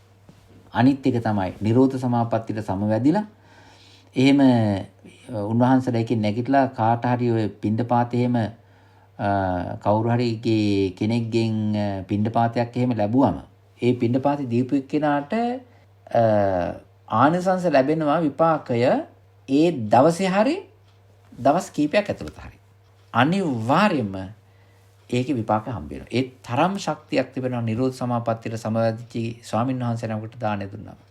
බලන්න කොච්චර බලයක්ද කියලා. ඉතින් දැන් ඔය මම බ්‍රීෆ්ලි කියලා දුන්නේ නිරෝධ සමාපත්තියයි අට සමාපත්තියට යන පාත් එකයි ඒක හම්බෙන්නේ කාටදයි ඊට පස්සේ ඒකේ තිබෙන්නා වූ මේ කොටස් ටිකයි. දැන් මේ කතාව සරියුත් ස්වාමින් වහන්සේ ඔය ස්වාමින් වහන්සේලා පිරිසකට ඔක දේශනා කළා. සරියුත් ස්වාමින් වහන්සේ කියන්නේ මේකයි. සීල තියෙන, සමාධිය තියෙන, ප්‍රඥාව තියෙන ස්වාමින් වහන්සේ නමකට නිරෝධ සමාපත්තියට සමවදින්නත් පුළුවන්, ඒකෙන් එළියට එන්නත් පුළුවන් මේ මනුස්ස ජීවිතයේදී. ඒක වෙන එකක්. යම්කිසි විදියකින් අනාගාමී ස්වාමින් වහන්සේ නමක් මෙහිදී රහත් වෙන්න බැරි වුණොත් නිරෝධ සමාපත්තියට සමවැදෙවිදී ඉන්නවා. මේ රහතන් වහන්සේ නමක් නෙවෙයි. මේ අනාගාමීන් වහන්සේ නමක්. ඉතින් අනාගාමීන් වහන්සේ නිරෝධ සමාපත්තියට සමවදිමින් නැගිටිමින් ඔහොම ඉඳලා රහත් වෙන්න බැරි වුණා කියමුකෝ. හැබැයි උන්වහන්සේ පිරිනුවම් පානවා. පිරිනුවම් පාලා උපදිනවා කොහෙද? ඒකට කියනවා මනෝමය කයක් තිබෙන බ්‍රහ්ම ලෝකයක්. ඒකට කියන සුද්ධාවාසය කියලා. සුද්ධාවාසය කියන ඒ බ්‍රහ්ම ලෝකයේ ඔය හාල් 3-5 වලින් හදාපු බත් මාළු කරි එහෙම නැහැ. ඒ වගේම මීපැණි වගේ જાතියකුත් නැහැ. ඒ වගේම කෑම බීම කබලින්කාර ආහාර නැහැ ඒකේ. හොදි වතුර බත් මාළු මුකුත්ම නැහැ. මනෝමය කායකින් ඉන්නේ. ඒ කියන්නේ ඕපපාතිකව පහළ වෙච්ච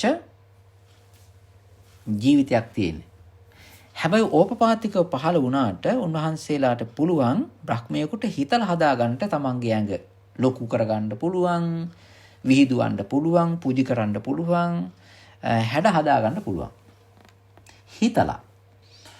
එතකොට මේ බ්‍රහ්ම ලෝකයේ ඉපදුනාම මේ අනාගාමීන් වහන්සේ හැබැයි ඔය සුද්ධාවාසයේ උපදින්නෙම අනාගාමියයි විතරයි. අතියයි උපදින්නේ නැහැ. එතකොට ඉහෙට ගියාට පස්සෙත් පුළුවන් මේ නිරෝධ සමාපත්තියට සමවදින්න. තාම නිවන් දැකලා නැහැනේ. ඒ කියන්නේ සුද්ධාවාසය කියලා කියන්නේත් මේ සංසාරයේ භවයේ තිබෙන එක තැනක්. ඒක භවයටයි තියෙන්නේ. ඒත් එක්කොට සංසාරයේ හේතුඵල ධර්මයත් එක්ක තියෙන භවයටයි තියෙන්නේ. තාම කම්ප්ලීට්ලි නිවන් ගිහිල්ලා නැහැ. හැබැයි එහෙ ගිහිල්ලත් යම්කිසි කෙනෙකුට නිවන් දකින්න නිවන් අත්විඳින්න ඕන නම් එහෙදිත් පුළුවන් නිරෝධ සමාපත්තියට සමවදින්න. එතකොට මනුස්ස ලෝකෙත් පුළුවන්, සුද්ධාවාසෙත් පුළුවන්. ඔය දෙකේ පුළුවන්. සරියුත් ස්වාමීන් වහන්සේ මේ භික්ෂුන් වහන්සේලාට කියලා දෙන්නේ මෙන්න මේ ස්ථාන දෙකේ නිරෝධ සමාපත්තියට සමවදින්න පුළුවන්. මේ මනුස්ස ලෝකේ හරි අර මනෝමය කයක් තිබෙන බ්‍රහ්ම ලෝකේ හරි. ඔය කතාව කිව්වට පස්සේ හරි වැඩේනේ උනේ. එතන වාරලා හිටියා මේ උදායි කියලා ස්වාමීන් වහන්සේ නමක්. උදායි හාමුදුරුවෝ මේ කියන මෙන්න මෙහෙම. දැන් සරියුත් ස්වාමීන් වහන්සේ කියලා කියන්නේ බොහෝම හොඳ ගෞරවාන්විත ඊට පස්සේ හොඳ රෙස්පෙක්ට් ඒ වගේම බොහෝම ස්ටීම්ඩ් මේ බොහෝම වෙනරේටඩ් ස්වාමීන් වහන්සේ නමක්නේ. highly regarded Buddha is also highly recommended Venerable Sariputta. උදාය හාමුදුරුවෝ කියන හාමුදුරුවෝ කියනවා මේ සාරිපුත්‍ර හාමුදුරනේ ඔය ඕක වෙන්න බෑ. ඕක වෙන්න බෑ. ඒ කියන්නේ ආය තවත් මෙතනින් ගිහිල්ලා කොහේ හරි තැනක මේ ඔය මනෝමය කයක් තිබෙන දිව්‍ය ලෝකයක බ්‍රහ්ම ලෝකයේ ඉපදිලා එහෙ ඉඳගෙන ඔය නිරෝධ සමාපත්තියට සමවදිනවා ඒකෙන් ආය නැගිටිනවා ඒක වෙන්න බෑ කියලා කෙලින්ම අරක ප්‍රතික්ෂේප කරා. කාගේ කතාවද? සරියුත් හාමුදුරන්ගේ කතාව. කවුද මේ කරේ? උදායි කියන හාමුදුරුවෝ. ඊට පස්සේ සරියුත් ස්වාමීන් වහන්සේ කලබල වෙන්නේ නැතුව ආයෙත් කිව්වා. මහණෙනි මෙහෙමයි. සීල සම්පන්න සමාධි ප්‍රඥා සම්පන්න භික්ෂුන් වහන්සේ නමක් මෙහෙදිත් නිරෝධ සමාපත්තියට සමවදින්න පුළුවන්. එහෙම නැත්නම් සුද්ධාවාස බ්‍රහ්ම ලෝකේ මනෝමය කයක් ඇති බ්‍රහ්ම රාජයෙක් හැටියට නිරෝධ සමාපත්තියට සමවදින්නත් පුළුවන්. ওই දෙක සිද්ධ වෙනවා කියලා. දෙවෙනි වතාව කිව්වට පස්සෙත් උදායි හාමුදුරු කිව්වනේ ඒක වෙන්න බෑ කියලා. වෙන්න බෑ කිව්වා. සරියුත් ස්වාමීන් වහන්සේ නිරෝධ සමාපත්තියට සමවැදලා හුරුව තියෙන එක්කෙනෙක්. පුරුද්ද තියෙන එක්කෙනෙක්. ඒ ශක්තිය තියෙන එක්කෙනෙක්. හැබැයි උදායි හාමුදුරුවෝ ඒ ගැන කියන්නේ නැහැ. උදායි හාමුදුරුවෝ දෙපාරම ප්‍රතික්ෂේප කරා. ඒ කියන්නේ හරියට against. ස්වාමීන් වහන්සේ සරියුත් ස්වාමීන් වහන්සේ තුන්වෙනි වතාවත් කිව්වා. තුන්වෙනි වතාවේ ප්‍රතික්ෂේප කරන්නේ. ඒ වෙන්න බෑ කියලා. අනිත් ස්වාමීන් වහන්සේලාත් ඔහේ කට පියාගෙන බලාගෙන ඉන්නවා. සරියුත් ස්වාමීන් වහන්සේ කියප එක බාරගත්තේ නැහැ. අනුමත කරේ නැහැ. අනිත් හාමුදුරුවෝත් ඔහේ නිකම්ම ඉන්නවා. සරියුත් ස්වාමීන් වහන්සේ යම්කිසි දෙයක් ප්‍රකාශ කළා ගෞරවාන්විත හොඳ දැනුමක් තිබෙන ඥානයක් ප්‍රඥාවක් තියෙන ස්වාමීන් වහන්සේ උන්වහන්සේ කියපු දේ අනිත් අය බාරගත්තේ නැහැ. පිළිගත්තේ නැහැ. ඔහේ හිටියා. මේ ස්වාමීන් වහන්සේ ප්‍රතික්ෂේප කරා. කිව්වා ඒක වෙන්න බෑ කියලා. ඒ වෙලාවේ සරියුත් ස්වාමීන් වහන්සේට මෙන්න මෙහෙම හිතෙනවා. මම දැන් 3 වතාවක් මේ කාරණේ කිව්වා. ඒ වුණාට මේ උදායි හාමුදුරුවෝ මේ 3 වතාවෙම මේක ප්‍රතික්ෂේප කරනවානේ. මේ ඇත්ත කාරණේ, මේ ධර්ම කාරණේ, මේ සත්‍ය කාරණේ ප්‍රතික්ෂේප කරනවානේ. නැච මේ කෝචි බික්කු අනුමෝදිතයි. මං කියන කතාව මෙතන ඉන්න අනිත් වෙන හාමුදුරු කෙනෙක්වත් පිළිගන්නේ නැහැ. ඒ අය සද්ද නැතුව ඉන්නවා. දැන් බලන්න මේ උදායි හාමුදුරු හරි කටකාරයි. හැම එකක් අසරම රිංගනවා. හොඳ ගුණක් තියෙනවා. ශික්ෂාපදත් උන්වහන්සේ වෙනුවෙන් පනවලා තිබෙනවා. ඒ උදායි හාමුදුරු ඔන්න ඔයගේ චරිතයක්. මෙතනදී අර ඉස්සරහ පිට විපාක. දැමුත් ඉන්නවනේ ඔය සමහර අය. නැති එකටත් කට ගහනවා, නැති එකටත් කට ගහනවා, අදාළේවටත් යා කියනවා. ඊට පස්සේ වෙන වෙන ಜಾති කියන්නේ වා Tamanට ගැලපෙන්නෙත් නැහැ, සාසනයට ගැලපෙන්නෙත් නැහැ, ජීවිතයට ගැලපෙන්නෙත් නැහැ, රටට වැඩකුත් නැහැ, ආගමට වැඩකුත් නැහැ, ගමට වැඩකුත් නැහැ, පවුල් වලට වැඩකුත් නැහැ, එකකින් හැදෙන අයත් නැහැ. ඔයගේ කීක නිකන් ඔය කයි කතන්දර කිය ඉන්නවනේ ඔය හාමුදුරුවෝ. ඔය උදායි හාමුදුරුවෝ බණත් කියනවා. ඔන්න ඔය වගේ හැම තැනටම ගිහිල්ලා මොකක් හරි වාක්‍යයක් රිංගවන චරිතයක්. සරියුත් ස්වාමීන් වහන්සේ කියලා කෙනෙක් දෙවියෝ පිළිගන්න දෙවියෝ වඳින හාමුදුරු කෙනෙක්. ඉතින් මේක ප්‍රතික්ෂේප කරාට පස්සේ සරියුත් ස්වාමීන් වහන්සේ හිතනවා මෙහෙම. දැන් 3 පාරක් මේ හාමුදුරු මේ කතාව ප්‍රතික්ෂේප කරා. මට හොඳයි දැන් මේ බුදුරජාණන් වහන්සේ ගිහිලා හම්බ වෙන්න. ওই වෙලාවේ බුදුරජාණන් වහන්සේ වැඩ හිටියා. බුදුරජාණන් වහන්සේ ළඟට ගිහිල්ලා අර භික්ෂුන් වහන්සේලාත් ගියා. උදායි හාමුදුරු ගියා. බුදුරජාණන් වහන්සේ ඉස්සරහා පිට සරියුත් ස්වාමින් වහන්සේ අර භික්ෂුන් වහන්සේලාට නැවත අර කතාවම කියනවා. අර ඉස්සෙල්ලා කියපු කතාව වෙනස තමයි ඉස්සෙල්ලා බුදුරජාණන් වහන්සේ ඉදිරියේ නැහැ. දැන් බුදුරජාණන් වහන්සේත් ඉස්සරහා පිට අර භික්ෂුන් වහන්සේලාට නැවත සරියුත් ස්වාමීන් වහන්සේ කියනවා අර කාරණේ. සීලයෙන් යුක්ත වෙච්ච සමාධි ගුණයේ තිබෙන ප්‍රඥා සම්පන්න වූ අනාගාමී ස්වාමීන් වහන්සේ මෙහිදී සංඥා නිරෝධ සමාපත්තියට සමවදිනවා. නිරෝධ සමාපත්තියට සමවදිනවා. බ්‍රහ්ම ලෝකයේ ගිහලා ඒ සමාපත්තියට සමවදිනවා. ඒක පුළුවන් කියලා. එතනදිත් මොකද කරේ? මේ උදායි හාමුදුරුවෝ බුදුරජාණන් වහන්සේ ඉස්සරහ පිට මේ ප්‍රතික්ෂේප කරා. දැන් ඉස්සලා දැන් බලන්න බුදුරජාණන් වහන්සේ නැති අවස්ථාවකදී 3 වතාවක් ප්‍රතික්ෂේප කරා. බුදුරජාණන් වහන්සේ ඉස්සරහ පිට ඇවිල්ලා මේ කාරණේ අර භික්ෂුන් වහන්සේලා කියනකොට එතනදී 3 වතාවක් ප්‍රතික්ෂේප කරා. දැන් 6 වතාවයි. බලන්න කොච්චර නිකන් ගතියක් තියනද කියලා. ඒක මේ ඒ හාමුදුරුවන්ගේ ස්වභාවයක් තියෙන අනිත් අය හර්ට් කරනවා. ඒ කියන්නේ මේ හර්ට් මේ ෆීලින් එකක් දෙන්න බලනවා. මේ රහතන් වහන්සේට එහෙම තරහ යන්නේ නැහැ. මේ සරියුත් ස්වාමීන් වහන්සේට. ඔය වගේ අර මේ තියෙන අනිත් අයට හර්ට් කරන්න ඕන හින්දා කියපු දේක් පිළිගන්නේ නැහැ. ගෙවල්ලක් තියෙන්නේ. 70 වුණත් පිළිගන්නේ නැහැ. පිළිගන්නේ නැති වුණ කෙනෙකුට වුණාම අනිත් එක්කෙනාට නිකන් හර්ට් වෙනවනේ. ඇත්ත වුණත් සත්‍ය වුණත් හොඳ දේ වුණත් පිළිගන්නේ නැහැ. එතකොට අනිත් ඒකින් කරන්නේ අනිත් එක්කෙනාට මේ එයා එනෝයි කරන්න. එයාට නිකන් හර්ට් කරලා එයා පුෂ් ඩවුන්. ඔන්න ඕක තමයි කරන්න යන්නේ. මේ උදායි හාමුදුරුවෝ මෙතන කරන්නේත් ඕකයි. ඉතින් මේ වෙලාවේ මේ දැන් 6 වතාවක් ප්‍රතික්ෂේප ගුණා. සරියුත් හාමුදුරන්ට හිතෙනවා මෙහෙම. බුදුරජාණන් වහන්සේ ඉස්සරහා පිට කියලත් මේ උදායි හාමුදුරුවෝ 3 වතාවක් මේක පිළිගත්තේ නෑනේ. බුදුරජාණන් වහන්සේ ඉස්සරහා පිට කියලා. ඒ වගේම තමයි මෙතන වාඩිලා ඉන්න මේ හාමුදුරුවරුත් ස්වාමීන් වහන්සේලාත් මේවා බාරගන්නේ නැහැ. නචකෝචි විකු අනුමෝදති. මං කියන කතාව කවුරුත් පිළිගන්නේ නැහැ. සරියුත් හාමුදුරුවෝ කල්පනා කරනවා යන්නූනාහං තුන්හි අස්සං ඊට වඩා හොඳයි මං කට පියාගෙන සද්දෙනතුවේ ඔන්න ඉන්න එක කියලා සරියුත් ස්වාමීන් වහන්සේ හරියට නිහතමානීව මේ වෙලාවේ මේ කාරණේ කියනවට වඩා හොඳයි. මන් නිස්සද්දව සංසුන්ව ඉන්න එක කියලා උන්වහන්සේ අතුලාන්තෙන් තීරණයකට එනවා. බලන්න කොච්චර තර්කයක් දාන්න නැතුව කෙනෙකුට යම්කිසි දෙයක් කියලා පිළිගන්න පුළුවන් නම් පිළිගන්නව නැත්නම් සද්ද නැතුව ඉන්න එකනේ තියෙන්නේ. ඉතින් ඒ ගුණයේ මේ ස්වාමීන් වහන්සේ හිටියා. හැබැයි එහෙම වුණාට සරියුත් ස්වාමීන් වහන්සේ තමන්ගේ ප්‍රකාශනයේ ඉල්ලාස් කරගත්තේවත් ඒක ප්‍රතික්ෂේප කරේවත් නෑ. ඒ උන්වහන්සේ දකින්න දෙන්නේ. ඒක ගැළපෙන්නේ නැත්තේ උදායි හාමුදුරන්ට. උන්වහන්සේ තුෂ්ණිම් භාවයෙන් හිටියා. quite silent now. ඉතින් ඔච්චර කියන්න තියෙන්නේ.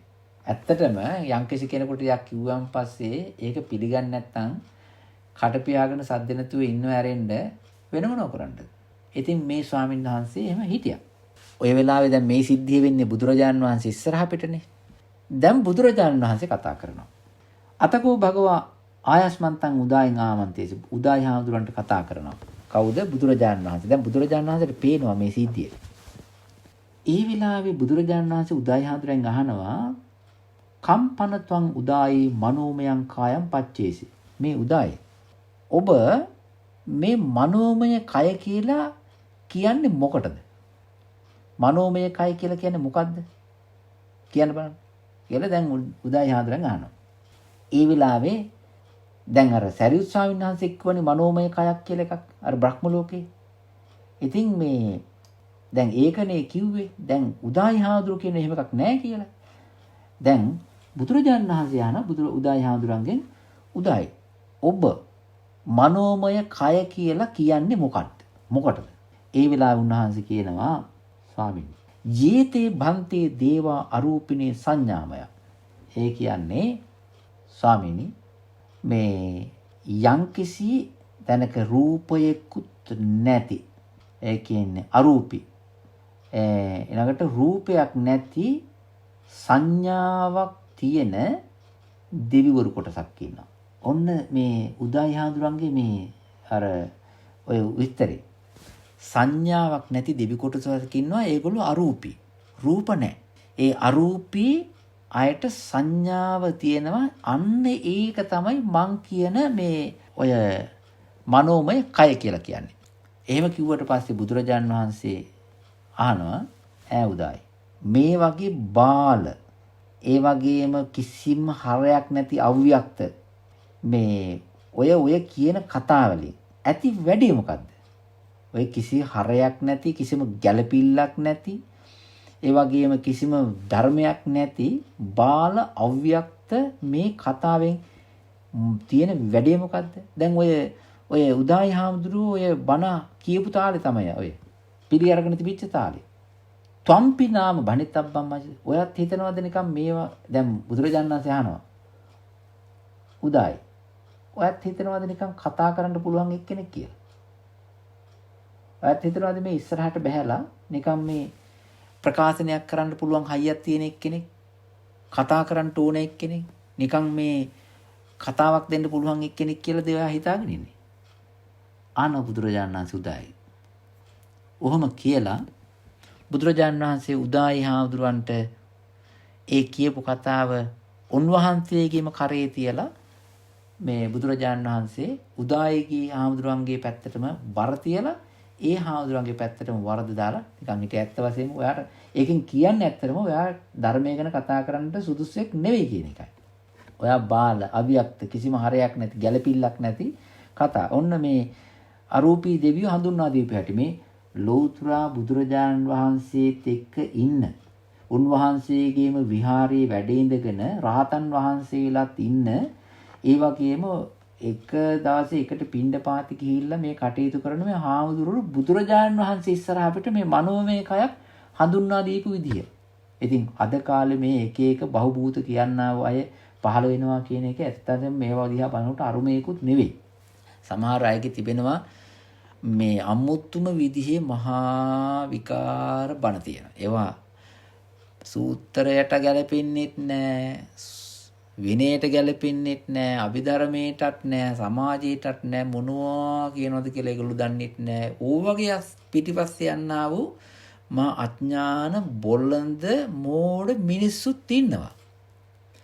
ඉතින් එතන හිටපු ස්වාමින් වහන්සේලාත් මේ අර උදායි හාමුදුරුවන්ගේ පැත්ත ගන්නෙත් නැතුව නිකන් ඒක අනුමත කළා වගේ නිස්සද්දවත් හිටියා. දැන් උදායි හාමුදුරුවන්ට පොඩි දෝෂාරෝපණයක් කරලා බුදුරජාණන් වහන්සේ ආනන්ද හාමුදුරුවන්ට කතා කරනවා. එතන හිටිය ආනන්ද හාමුදුරුවෝ. ආනන්ද ඔබ හිතනවාද මේ වගේ වැඩිහිටි ගෞරවනීය ස්වාමින් වහන්සේලා තේරං බික්කුන් විහේසියමානං අජ්ජුපෙක්කිසත. ඔබලාට පේනවද මේ වැඩිහිටි ගෞරවනීය සරියුත් ස්වාමින් වහන්සේලා වගේ ගරු තෙරුන් වහන්සේලාව පීඩාවටපත් වෙනවා මේ එක එක කතා හින්දා. ඇත්තටම උදායි හාමුදුරන්ගේ ටාගට් එක තමයි සරියුත් හාමුදුරන්ට ගරිහාවක් කිරීම. ඒ කියන්නේ ඒ සරියුත් හාමුදුරන් ස්වාමින් වහන්සේව පහතට දැමීම. තර්කයෙන් පිළිගන්නේ නැතුව ඒකයි කරේ. බුදුරජාණන් වහන්සේක තේරුම් ගත්තා. ආනන්ද ඔබට පේනවද මේ වැඩිහිටි ගෞරවනීය ස්වාමින් වහන්සේලා මේ පීඩාවටපත් වෙනවා.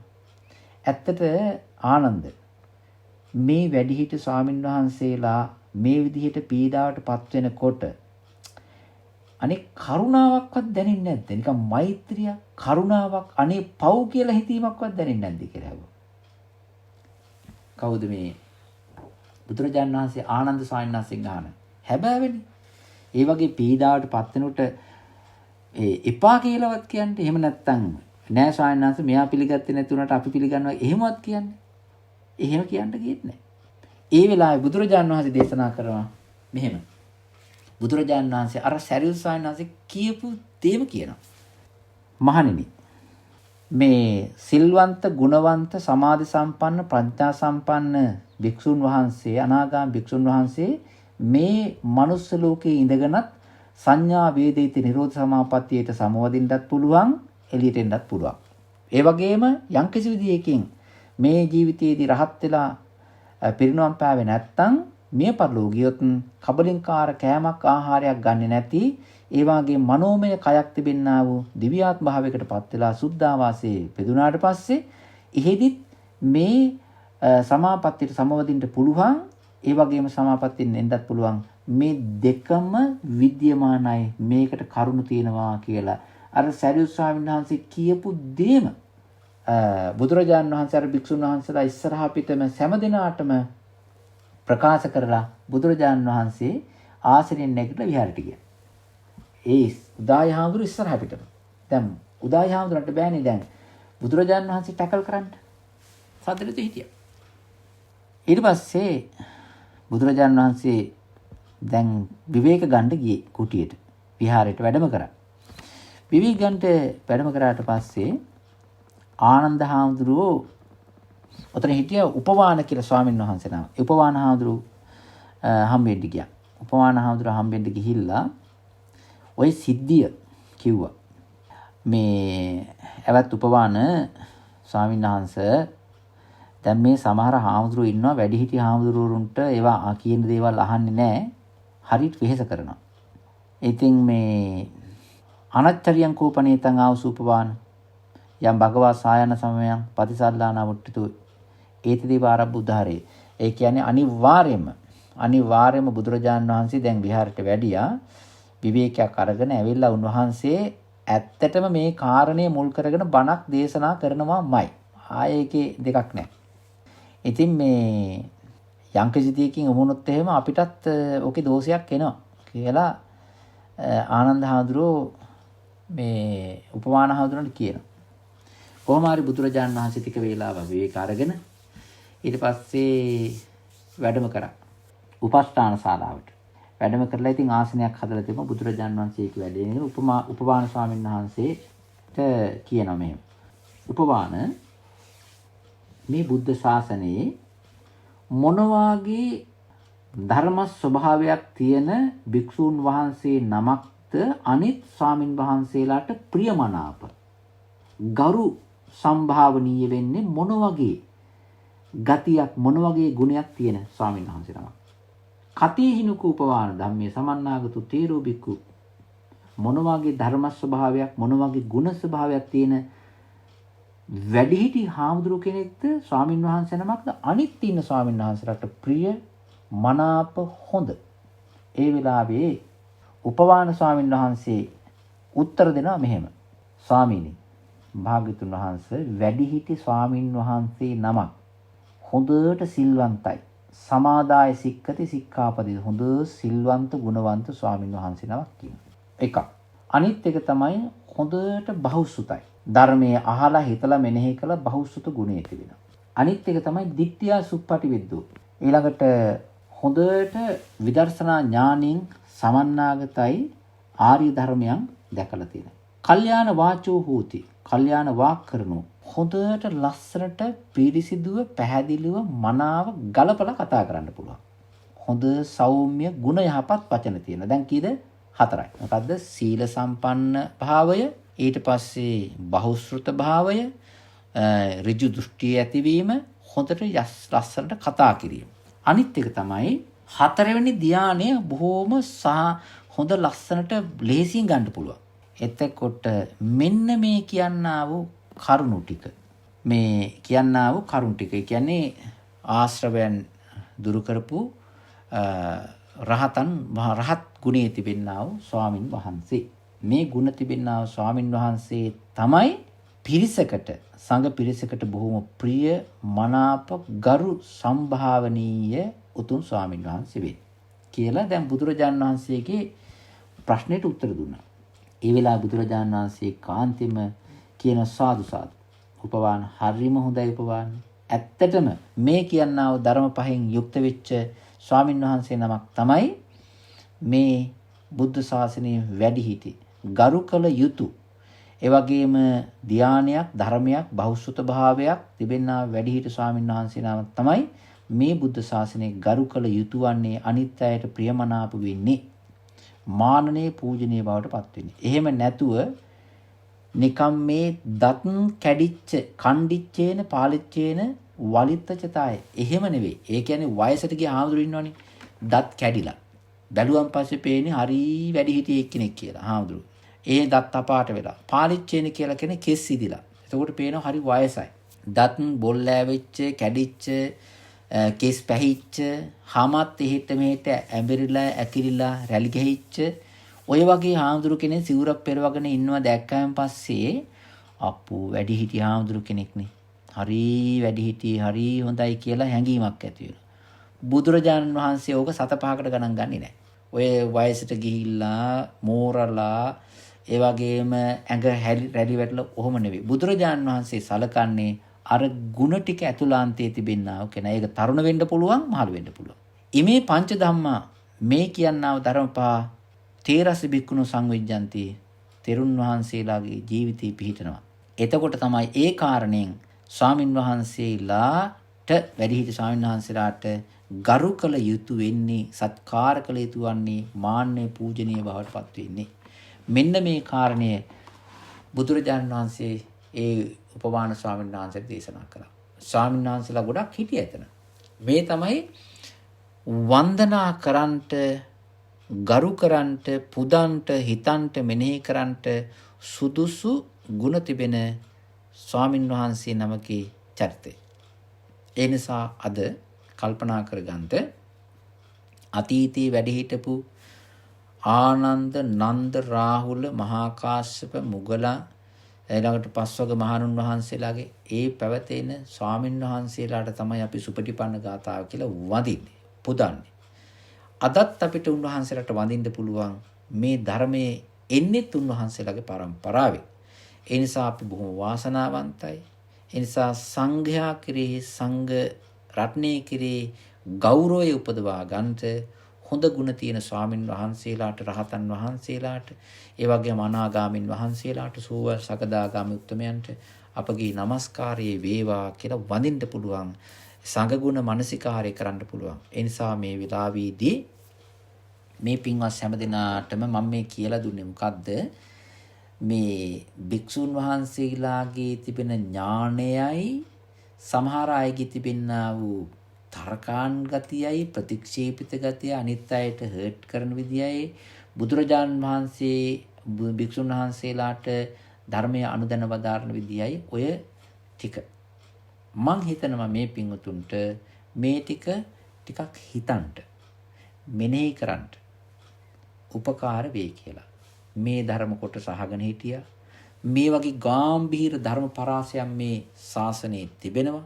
මහා සාගරයේ වගේ, මහ මුහුද වගේ මේ ධර්මයේ තනින් තැනට කිමිදිලා අහලා මෙනෙහි කරලා ධර්ම මානසිකාරයක් හදාගෙන සෑම දිනාටම මේ සංසාර දුකින් අත මිදලා ඔය බුදුරජාණන් වහන්සේ අවබෝධ කරගත්ත, සරියුත් ස්වාමීන් වහන්සේ අවබෝධ කරගත්ත, මුගලන් ස්වාමීන් වහන්සේ අවබෝධ කරගත්ත මේ ආර්යයන් වහන්සේලා සදාකාලික නිවීමෙන් නිවී ගිය උතුම් අමා මහ නිර්වාණ ධාතුවෙන් සැනසෙන්න ලැබේවා. ඒ සඳහා මේ පින්වතුන්ට මේ ධර්ම කොටාසේ මහෝපකාරී වේවා කියලා මෛත්‍රියෙන් පින් දෙමින් ප්‍රාර්ථනා කරනවා. සෑම දිනාටම තෙරුවන් සරණයි. හොඳයි, එහෙනම් අපි we can meet again next week if you don't have any question about this Dhamma talk given today. හොඳයි, එහෙනම් සෑම දිනාටම සැනසෙල්ලක් යහපතක් වේවා. ඒ වගේම අපි ලබන සතියේ මේ වගේ අවස්ථාවකින් හමු වෙමු. සැප වේවා. තෙරුවන් සරණයි.